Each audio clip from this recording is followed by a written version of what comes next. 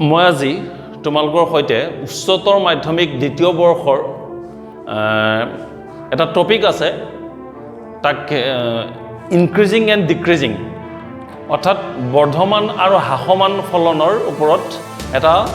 অংক লৈ তোমালোকৰ সৈতে আলোচনা কৰিম আগৰটোৰ নিচিনাকৈ শুদ্ধ অসমীয়াত মই আকৌ এবাৰ কৈছোঁ শতত বৰ্ধমান আৰু শতত হ্ৰাসমান অৰ্থাৎ ইনক্ৰিজিং ফাংচনটোৰ চেপ্টাৰটোৰ নাম আছিলে ইনক্ৰিজিং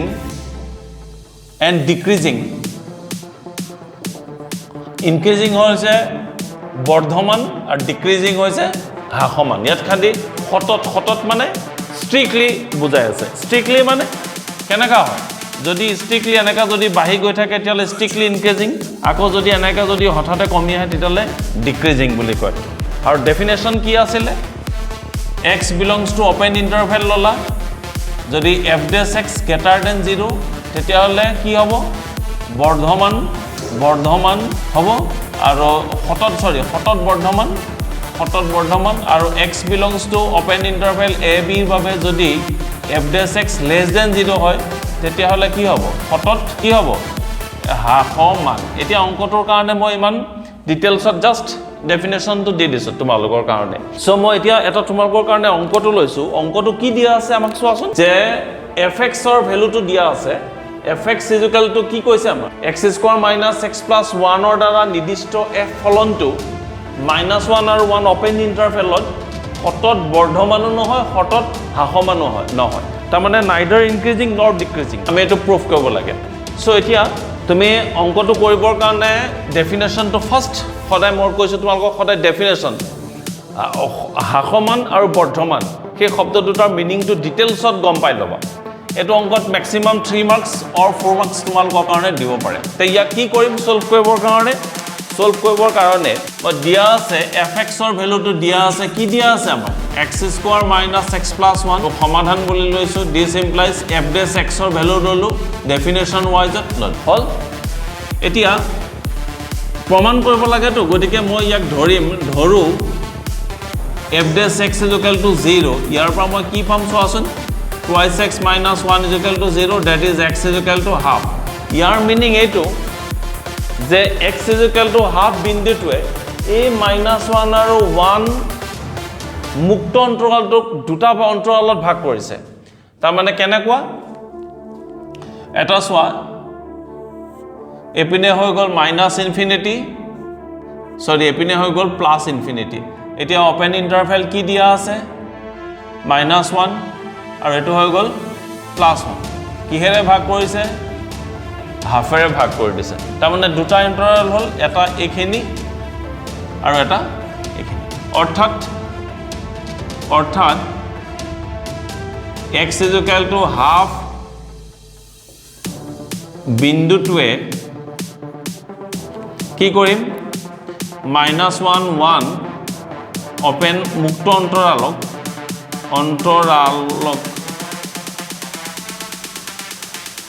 -1 half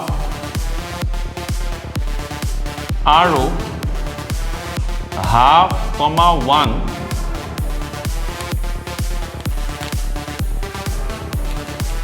অন্তৰালত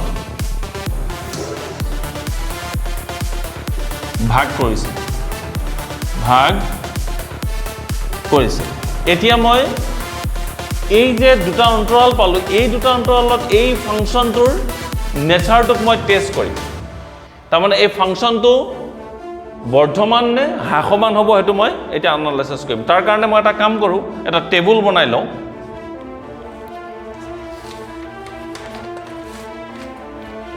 তাৰ কাৰণে মই লিখি লৈছো অন্তৰাল তাৰ পিছত f dash x ৰ চিন তাৰ পিছতে মই লিখি লম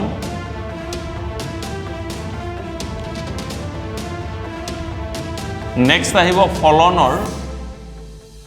প্ৰকৃতি নেচাৰ কেনেকুৱা এতিয়া অন্তৰালটো হৈছে ফাৰ্স্ট অন্তৰালটো লিখি ললো ফাৰ্স্ট অন্তৰাল হৈছে -1 আৰু হাফ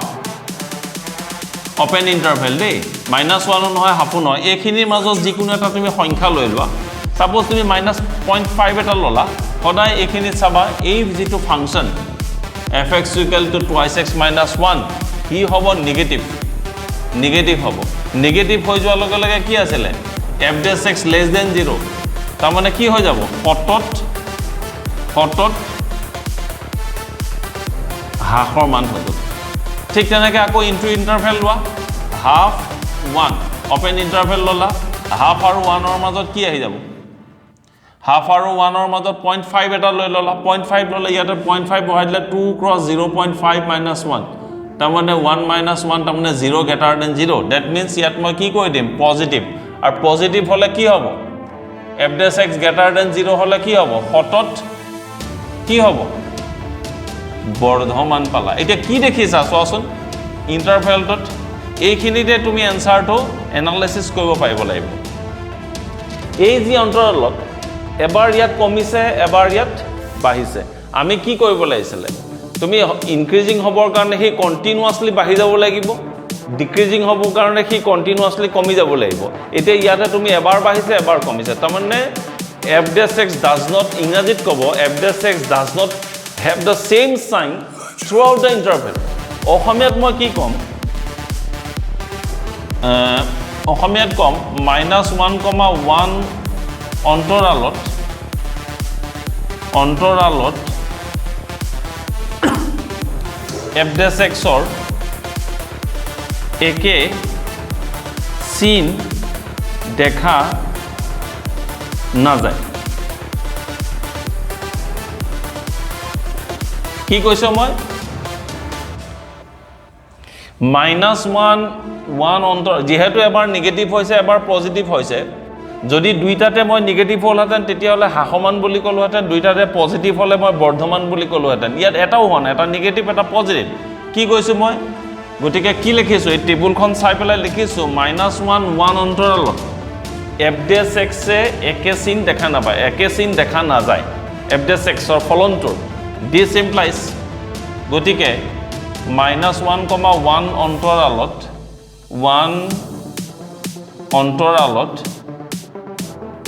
অন্তৰালত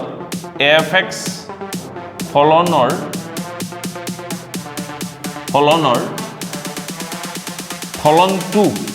ফলনটো লিখি দিয়া ফলনটো হটত